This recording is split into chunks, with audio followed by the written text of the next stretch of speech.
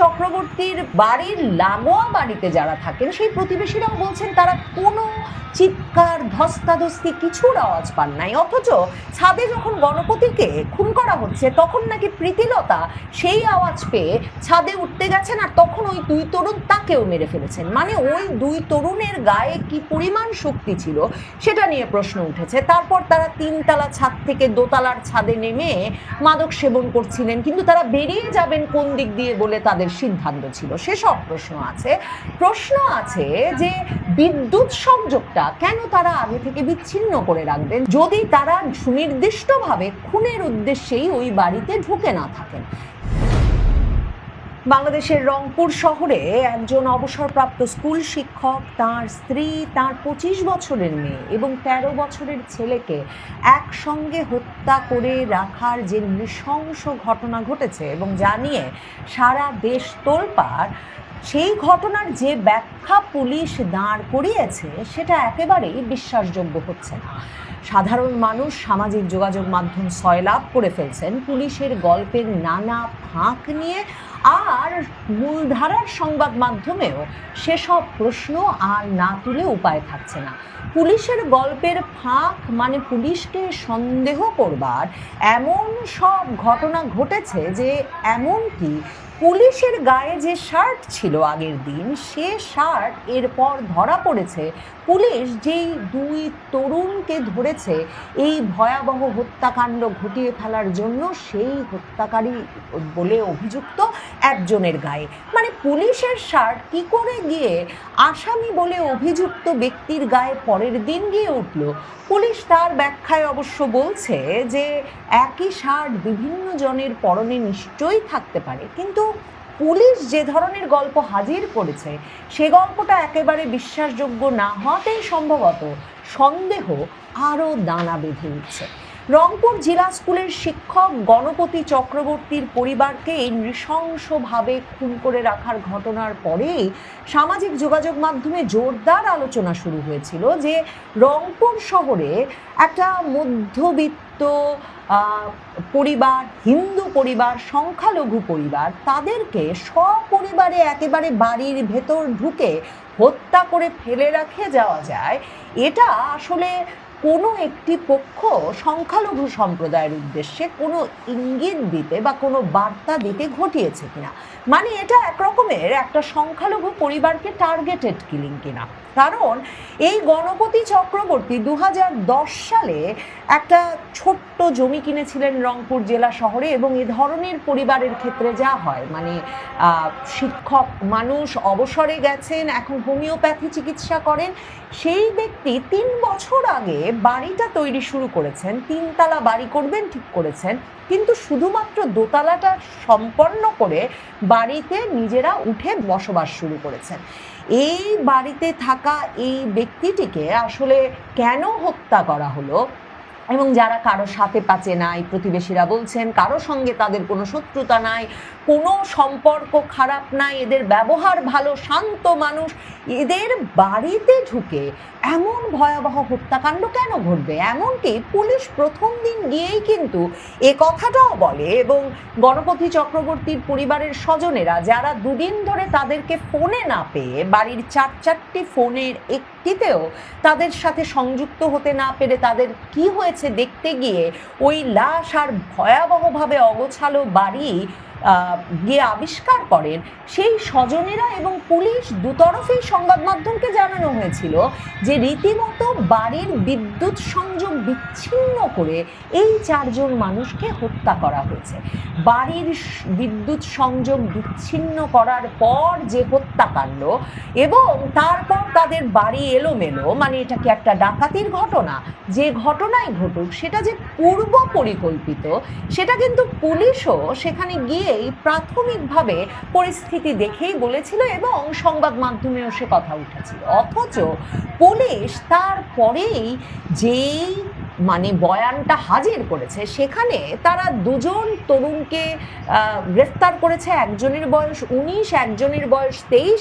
যাদেরকে গ্রেফতার করেছে তারাও হিন্দু সম্প্রদায়ের, এবং এই মুগ্ধ দাস এবং সিদ্ধার্থ দাস নামের দুই তরুণ নাকি গণপতি চক্রবর্তীর বাড়ির ছাদে বসে ইয়াবা সেবন করছিলেন, এবং সেই ইয়াবা সেবনে বাধা দিতে গণপতি চক্রবর্তী ছাদে উঠে গেলে এই দুই ইয়াবাখোর তরুণ নাকি গণপতি চক্রবর্তী 65 বছরের ব্যক্তি, শারীরিকভাবে সুস্থ সবল, তাকে গামছা পেঁচিয়ে হত্যা করে ফেললেন। এবং তার পরপরই যখন তার স্ত্রী প্রীতিলতা চক্রবর্তী গণপতি চক্রবর্তীর আওয়াজ পেয়ে সিঁড়ি বেয়ে উঠছিলেন স্বামী কেন চিৎকার করছেন দেখতে, তখন প্রীতিলতা চক্রবর্তীকেও ওই দুই তরুণ 19 আর 23 বছরের তরুণ তারা হত্যা করে ফেলে। এবং এর পরপরই যখন আগামী চক্রবর্তী, এই দম্পতির মেয়ে 25 বছর বয়সে আগামী চক্রবর্তী সিঁড়ি দিয়ে উঠতে যান, তাকেও তারা হত্যা করে। আর ঘুমন্ত অবস্থায় এসে হত্যা করে 13 বছর বয়সী ছেলে আয়ুষ চক্রবর্তীকে। এখন গণপতি চক্রবর্তীর স্বজনেরা যেমন সামাজিক যোগাযোগ মাধ্যমে জুড়ে লোকে প্রশ্ন তুলছেন, সত্যি এই যে চিকন চাকন মানে লিকলিকে শরীরের দুটি তরুণ 19 আর 23 বছর বয়সী, এদেরকে গ্রেফতার করে পুলিশ এখন বলছে যে এরাই নাকি ইয়াবা সেবনে বাধাতে পরিবারের চারজন সদস্য, 65, 50, 25 এবং 13 বছর বয়সী 4জন সদস্যকে বিনা বাধায় হত্যা করে ফেললো। এটা কতটা বিশ্বাসযোগ্য হওয়ার কথা? এবং পুলিশ বলছে যে পাশে একটা নির্মাণাধীন ভবন আছে 3 তলা, সেই 3 তলা ভবন থেকে এসে নাকি গণপতি চক্রবর্তীর দোতলা বাড়ির ছাদে বসে ইয়াবা সেবন করতে চেয়েছিলেন এই মুগ্ধ দাস আর সিদ্ধার্থ দাস, আর তখনই গণপতি তাদের বাধা দিতে যান। এখন পুলিশের যে সংবাদ সম্মেলন অনুষ্ঠিত হয়েছে, সেই সংবাদ সম্মেলনে উপস্থিত সাংবাদিকেরা প্রশ্ন তুলেছিলেন যে নির্মাণাধীন ভবনের ছাদে নিরিবিলিতে ইয়াবা সেবন না করে এই সিদ্ধার্থ, মুগ্ধ এরা কেন আবার দোতলায় গণপতির বাড়ির ছাদে এসে ইয়াবা খেতে চাইবেন? এমনকি সাংবাদিকেরা প্রশ্ন করেছিলেন 3 তলা ছাদ থেকে লাফ দিয়ে দোতলায় কিভাবেই বা এই দুই তরুণ এসে উপস্থিত হলেন লাফ দিয়ে নিরাপদে, এবং কিভাবে তারা সেখানে ইয়াবা সেবনের সিদ্ধান্ত নিলেন। পুলিশ অবশ্য একটা বিস্তারিত গল্প বলেছে। রংপুরের পুলিশ কমিশনার মোহাম্মদ আব্দুল মাবুদ, তিনি অবশ্য একটা বিস্তারিত গল্প বলেছেন সংবাদ সম্মেলনে। তিনি বলেছেন যে তারা ইয়াবা সেবনে বাধা দেওয়ায় গণপতি চক্রবর্তী তার স্ত্রী ও 2 সন্তানকে পরিকল্পিতভাবে হত্যা করেন এই সিদ্ধার্থ দাস, মুগ্ধ দাস। পরে হত্যার ঘটনা ভিন্ন খাতে নিতে ঘরে জিনিসপত্র ছড়িয়ে রেখে ডাকাতির নাটক সাজানোর চেষ্টা করেন। এবং শুধু তাই নয়, এই 2 হত্যাকারী নাকি এরপর বাড়িতেই অবস্থান করতে থাকেন, এবং তারপর গণপতির বাড়িতে তারা গোসল করেন, ফ্রিজ থেকে খেজুর শশা বের করে খান, তারপর আবার ইয়াবা সেবন করেন। এবং পরদিন শুক্রবার জুমার নামাজের সময় রাস্তাঘাট ফাঁকা হলে তারা ওই বাড়ি থেকে বেরিয়ে যান, আর যাওয়ার আগে আলমারির ড্রয়ার খুলে কাপড় সহ বিভিন্ন জিনিসপত্র ছড়িয়ে যান। ইত্তেফাক লিখছে যে শুধু যে 2 জন যারা অভিযুক্ত বলে পুলিশ হঠাৎ গ্রেফতার করে ফেললো এবং এত বড় একটা গল্প উপস্থাপন করলো, যে গল্পটা আসলে বিশ্বাসযোগ্যতা পাচ্ছে না, ইত্তেফাক লিখছে শুধু যে তাদের ধর্ম পরিচয় নিয়ে আলোচনা চলছে তাই নয়, ইত্তেফাক বলছে তদন্তে যুক্ত কর্মকর্তাদের পরিচয় নিয়েও সোশ্যাল মিডিয়ায় আলোচনা চলছে। 4 খুনের ঘটনার তদন্তের সঙ্গে যুক্ত সিআইডির ইনচার্জ, মরদেহ উদ্ধারে নেতৃত্ব দেওয়া উপকমিশনার এবং মামলার তদন্ত কর্মকর্তা সবাই হিন্দু ধর্মাবলম্বী। গ্রেফতার 2 সন্দেহভাজনও একই ধর্মের অনুসারী। তবে পুলিশ কর্মকর্তারা বলছেন এটা নিছক কাকতালীয় বিষয় এবং কাউকে ধর্মীয় পরিচয়ের ভিত্তিতে তদন্তে যুক্ত করা হয়নি। পুলিশ কমিশনার বলেছেন, ওই যে যখন প্রশ্ন উঠল যে 3 তলা ভবনের পুরো ফাঁকা জায়গা, মানে শুধু ছাদটা তো ওই ভবনের ফাঁকা না, ওই পুরো নির্মাণাধীন ভবনটাই তো ফাঁকা, ওই সব জায়গা থাকার পর কেন এই মুগ্ধ আর স্নিগ্ধ দাস তারা গণপতি চক্রবর্তীর বাড়ির ছাদে গেলেন? তখন পুলিশ কমিশনার আব্দুল মাবুদ বলেছেন, জবাবে পুলিশ কমিশনার আব্দুল মাবুদ সাংবাদিকদের বলেছেন যে এত অল্প সময়ে এই হত্যাকাণ্ড নিয়ে মামলার যতটুকু অগ্রগতি হয়েছে আমি আলহামদুলিল্লাহ বলবো, আমি আপনাদের বলবো পুলিশের ভালো কাজগুলোর প্রশংসা করবেন এবং নেগেটিভ কাজের সমালোচনা করবেন।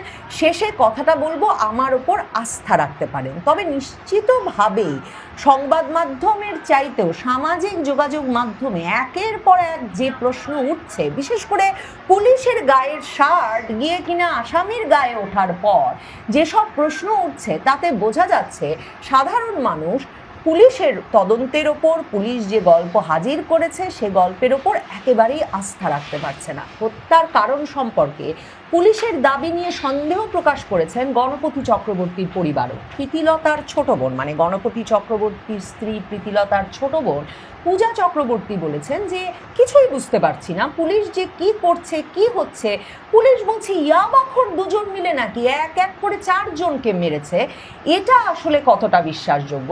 অন্যদিকে গণপতির বড় ভাই গোপীনাথ চক্রবর্তীর জামাতা বিশ্বজিৎ রায় বলেন, পুলিশ যা বলছে তা মোটেই গ্রহণযোগ্য নয়। দুইটা কম বয়সী ছেলে, মানে একজনের বয়স 19, একজনের বয়স 23, তারা 4টা মানুষকে মেরে ফেলতে পারে না। আর ওই 2 ছেলের ফিজিক্যাল শরীরের যে অবস্থা, তাতে তারা 4 জনকে মারার ক্ষমতা রাখে না। বিষয়টা নিয়ে অনেক প্রশ্ন আমাদের মধ্যেই আছে। 2 তরুণ যে হত্যা করেছে সেটা কিন্তু তাদের পরিবারও বিশ্বাস করতে চাইছে না, এবং সেটাও প্রথম আলো, বিবিসি বাংলা, ইত্তেফাক সহ পত্রিকাগুলো লিখেছে। গ্রেফতার সিদ্ধার্থ দাসের বাবা কানু দাস বলেছেন, আমার ছেলে কিছুটা নেশা করে, তাই বলে কাউকে খুন করবে এটা বিশ্বাসযোগ্য নয়।